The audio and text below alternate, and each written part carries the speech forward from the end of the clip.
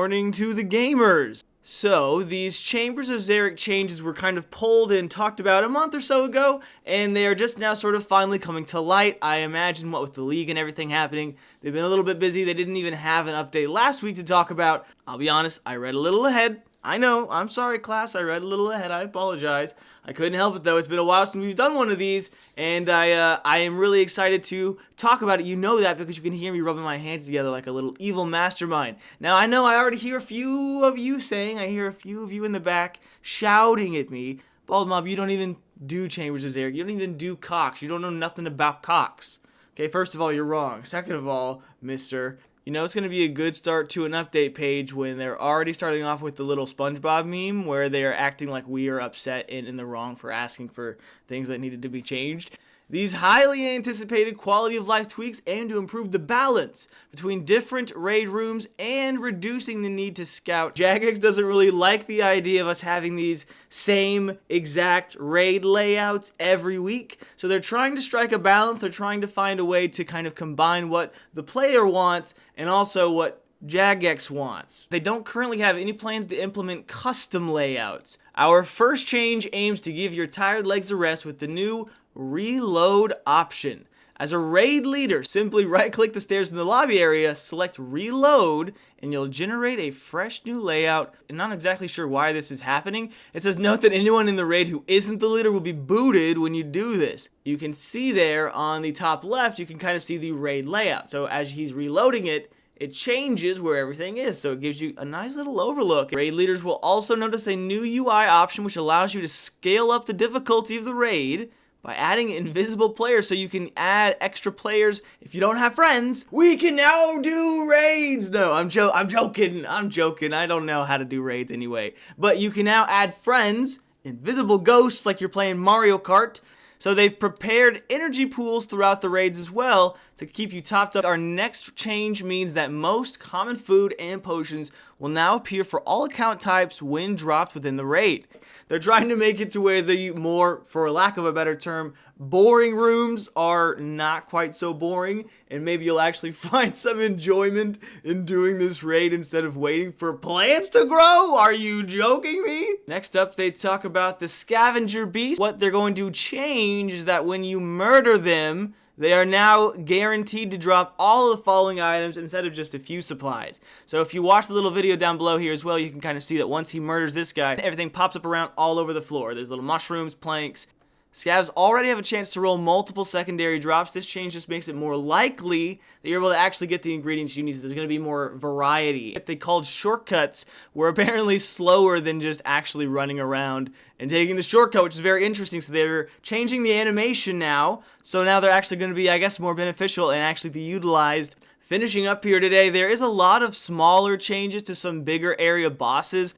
They ran a little poll on best how to tackle Tekton, and here are the overwhelming top 2 results. Prevent Tekton's defenses from resetting when he's at the anvil, and a guaranteed hit for the first Dragon Warhammer spec. That one sounds a little broken if I'm being real with you for just a moment here.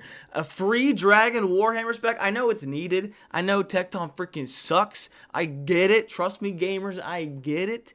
But that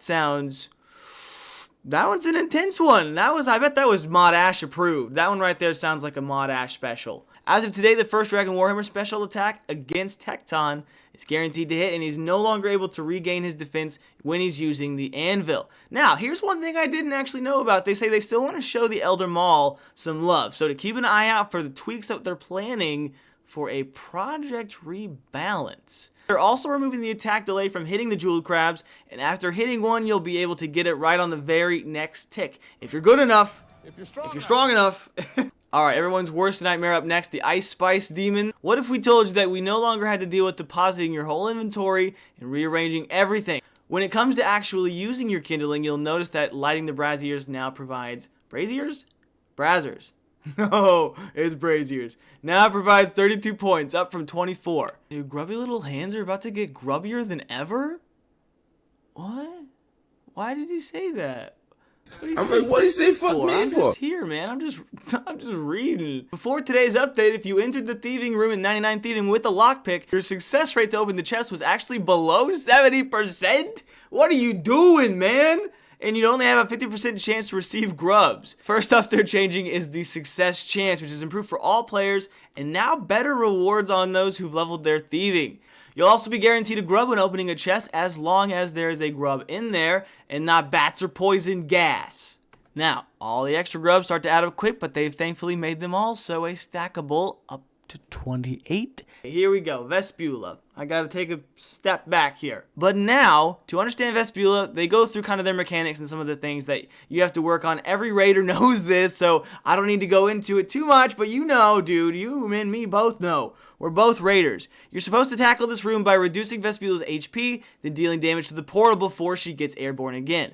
And at the same time, you'll want to prevent the soldiers from spawning by healing your Lux Grubs. This is where things get freaking wild for a second, because it's a lot to keep track of. So here is a few of the changes that they're making to Vespula, mainly focusing on like the Grub's HP, increasing it, and that the Vespine soldiers now heal the portal at a reduced rate. So it's going to be happening even slower now. You're going to have more time to think about things. You're going to have more time to focus. You're going to have more time to be in the zone. Even if you don't want to give up the redemption method though just yet, these changes are still going to benefit you, brother. My brother in Christ, they're still going to help you out, just like finding the Lord will also help. Vasa Nicitro.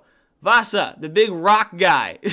His range defense was never tweaked following the 2021 toxic blowpipe changes. We were just talking about that, which means he feels still like a damage sponge for players with weaker gear, BaldMob. Combined with the healing crystals in the room, we have an encounter that feels more frustrating than fun. That could probably be said for a few different things here, but I'm not going to get into those details right now. Next, we're changing Vasa's healing mechanic. As of today, when Vasa approaches a crystal, it'll start charging, indicated by a gloopy hit spat. If you fail to break the crystal, Vasa will heal for just as much as before, so be quick on the gear switches. So they're making these much more feasible, at least, and if you watch their videos here, you can see the top one is them failing to do this, and then the bottom one is them succeeding. They don't change much here, but since it is, as they say, a very giant layer, like a very big maze, it can really drain your energy and your patience. So they've added these little portals here around the room when you can see the player teleporting from the bottom right to the bottom left, grab his potion, teleport back, and kind of navigate through the room much easier. I like a good quality of life like that. Muttadile.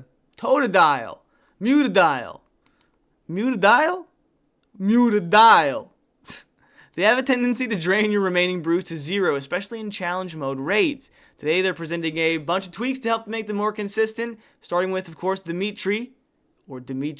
Currently, the choppy damage formula is responsible for most of the inconsistency in this room. I would have never guessed.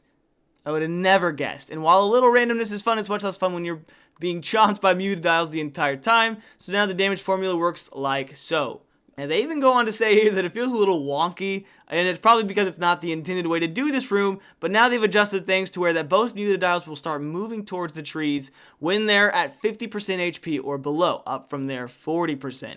And that players are able to damage the Muttadiles even if they are frozen, as they kind of show here in this little video that you see get specced out on. They say they've been doing a lot of testing on these guys and that they think they're much more fun now. There's something extremely satisfying about that perfect ZGS. This is a bold claim, Cot. I would say Muttadiles is probably the worst room, the most hated.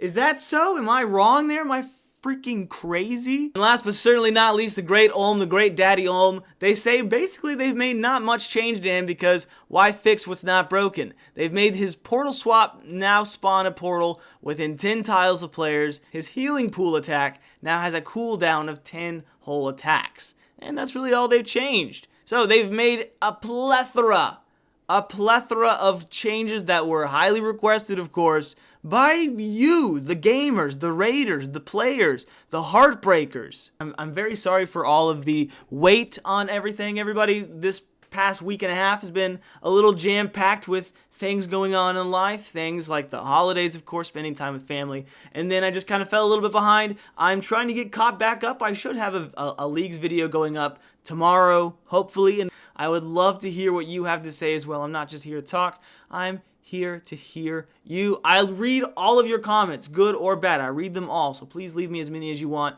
I would love to talk with you down in the comments below. I love this game, even if I'm not that great at it, okay? Joseph, I hear you already, dude. Enjoy your rating, you nerds. Enjoy your rating. Give me some purples. Come feed me your purples. Come give daddy your purples.